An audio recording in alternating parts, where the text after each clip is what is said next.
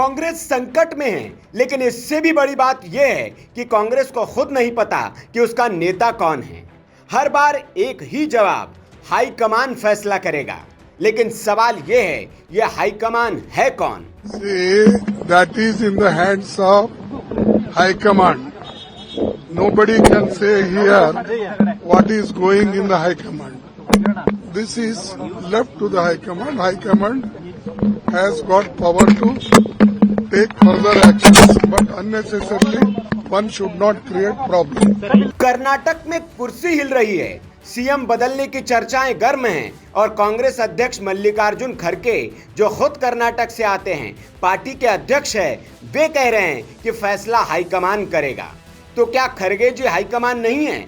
उनके ऊपर भी पार्टी में कोई है जो उनके फैसलों को बदलता है और फैसले लेने पर रोक लगाता है। और इसलिए सियासी महकमे में मौज लेने का सिलसिला शुरू हो गया है कि कांग्रेस में असली फैसला कौन करता है। क्या पार्टी का अध्यक्ष भी अब हाईकमान के नाम पर सिर्फ मुखौटा बनकर रह गया है? ये हास्यास्पद है। मतलब मल्लिकार्जुन खड़गे पार्टी के अध्यक्ष हैं, पर वो बात तो ठीक ही कर रहे हैं।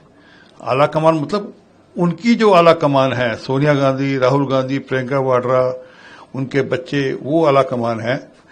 तो जी हजूर को तो आगे से कोई ना कोई गोहेड लेनी ही पड़ेगी, उनको आला कमान से बात करनी ही पड़ेगी। खड़गे साहब, आपकी पार्टी ने लगातार संविधान के साथ खिलवाड़ किया है।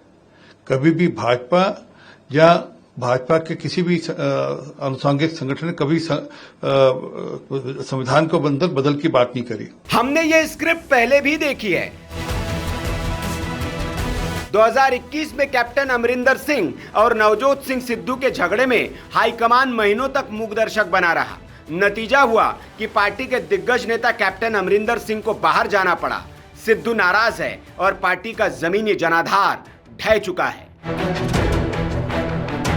2020 से 22 तक कुछ ऐसा ही राजस्थान में हुआ। अशोक गहलोत, सचिन पायलट खेमों में खींचतान चलती रही। हाईकमान टालता रहा और मुद्दा लटकता रहा। कार्यकर्ता असमंजस में रहे। नतीजा जनता से दूरी बन गई और पार्टी सत्ता से बाहर हो गई। एमपी की कहानी में भी हाईकमान का पेच है।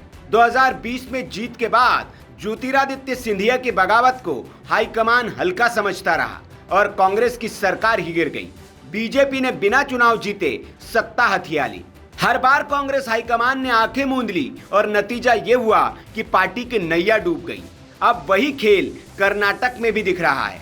कर्नाटक कांग्रेस के भीतर असंतोष की खबरें हैं, लेकिन मल्लिकार्जुन खड़गे के बयान ने आग पर घी डाल दिया है, क्योंकि वे खुद कर्नाटक से हैं और फिर भी फैसला दिल्ली पर छोड़ रहे हैं। क्या कांग्रेस अपनी ही गलती दोहराने जा रही है? बीजेपी तो पूछ रही है, कांग्रेस में नेता कौन है? कांग्रेस का हाईकमान भूत है या भविष्यवाणी? बीजेपी का सीधा आरोप है कि पार्टी अब भी गांधी परिवार के इशारों पर चलती है और खड़गे जी महज एक मुखौटा है। लेकिन कांग्रेस के नेता सच को कबूलने के बजाय बीजेपी पर ही बरस रहे हैं और खड़गे की बात को सही ठहराने के लिए इसे कांग्रेस की परंपरा बता रहे हैं। मीटिंग हुआ, 5 बजे खत्म हुआ।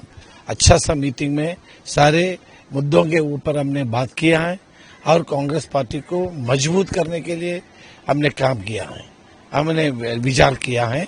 हमारे अध्यक्ष हर्षवर्धन सबकल जी ने 4 महीने के अंदर बहुत कुछ कार्यक्रम किया, हम लोग इसको अप्रिशिएट किया।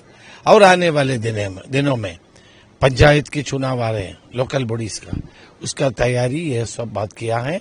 इसके बाद कांग्रेस प्रेसिडेंट को एक फोटो सेशन उनके साथ हुआ। जब नेता सवालों से भागता है, जब निर्णय बंद कमरों में होता है, जब अध्यक्ष भी कहता है मैं नहीं कोई और है, तो जमीनी कार्यकर्ता किस पर विश्वास करेगा?